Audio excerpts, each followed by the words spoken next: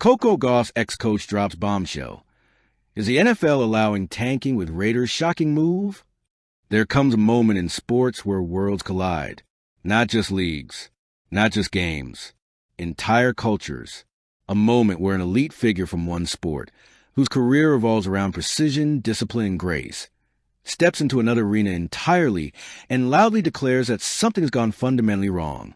That moment, in late December 2025, came when Coco Gauff's former coach, tennis legend Brad Gilbert, publicly blasted the NFL, calling out the Las Vegas Raiders and begging the league to examine whether the Raiders were intentionally losing games to improve their draft position. This seismic question, is the NFL allowing tanking, reverberated across sports fans, media, analysts, and critics alike. But to understand why this comment caused such shock and why it matters across sports beyond football, we have to go on a journey, one that stretches far beyond the Raiders' locker room in Paradise, Nevada, and reaches into the very soul of competition. Part 1, the unlikely interference. From tennis courts to NFL gridirons. When tennis minds speak on football matters, the sports world pays attention. Brad Gilbert is not just any former coach.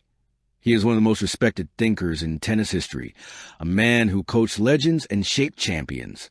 His public critique of the NFL's integrity wasn't a random comment.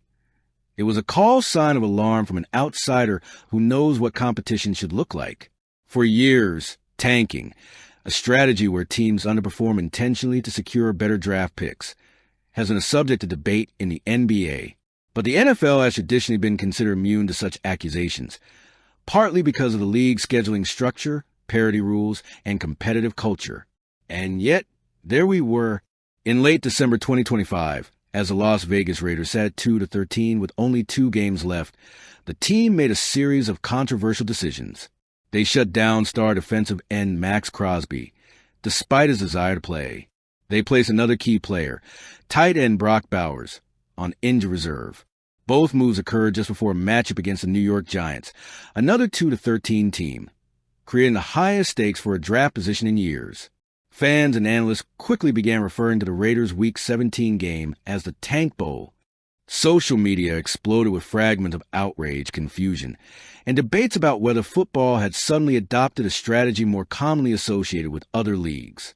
And when Gilbert took up the megaphone, it became clear this wasn't just another divisive NFL story. It was a cultural flashpoint. Part 2, what really happened in Las Vegas? The Raiders' moves under the microscope. At face value, shutting down injured players late in the season is not unusual. Teams routinely rest starters, especially those with long injury histories, to avoid risking further harm in matches that hold little playoff relevance. So when the Raiders sidelined Crosby and Bowers, some defenders argued it was a logical decision. Prioritize player health, not force competitiveness. After all, Crosby had been battling a knee issue since October, and keeping him on the field could have jeopardized his career. But critics saw something much more orchestrated. Here's the context that ignited controversy. 1. Raiders and Giants, a 2-win race for the number 1 draft pick. Both the Raiders and New York Giants entered Week 17 at 2-13. The loser of this matchup would almost certainly secure the top overall pick in the 2026 NFL Draft, a prize that could determine a franchise's trajectory for years. This created a glaring incentive: lose and get the top pick. 2. Social media and fan reaction. Fans didn't just speculate. They called for penalties. On social platforms, many argued the Raiders' moves were a clear attempt to improve their draft outcome. Some even claimed the NFL should fine or strip draft privileges from teams engaging in blatant tanking. Crosby himself reportedly vehemently disagreed with the decision to shut him down, and he even left the Raiders facility in frustration.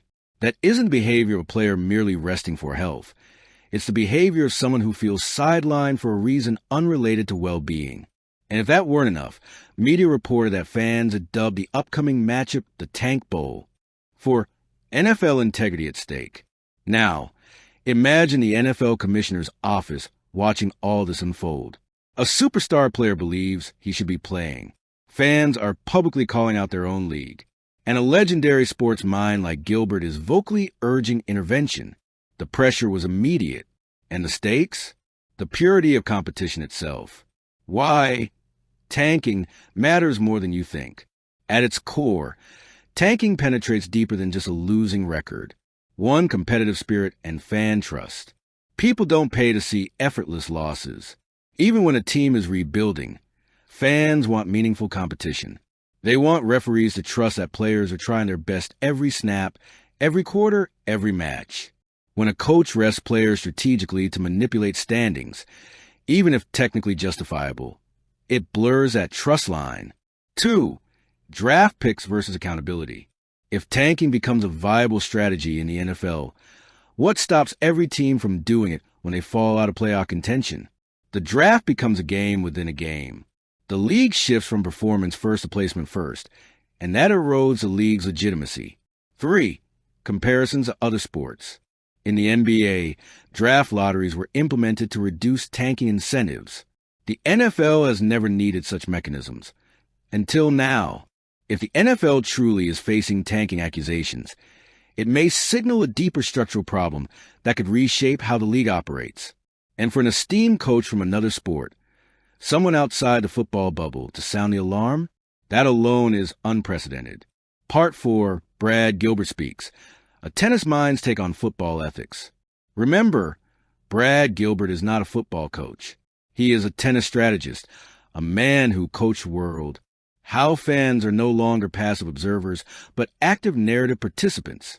How the concept of fairness is not owned by any single league. And how the ethics of competition are now being examined like never before.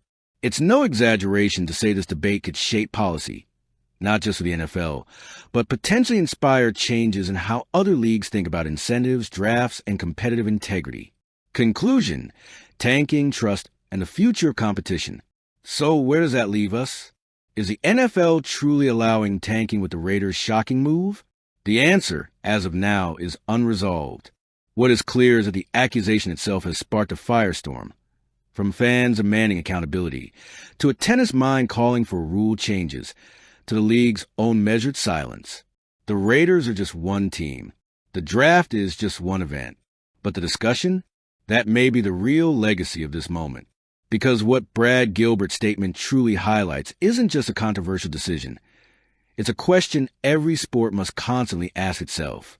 Does competition exist to crown excellence or to manipulate outcomes for future advantage? And in that question lies the future of how we watch, invest, and emotionally engage with the sporting world we love. Thank you for watching. Please don't forget to hit the subscribe button, like, and share. Till next time.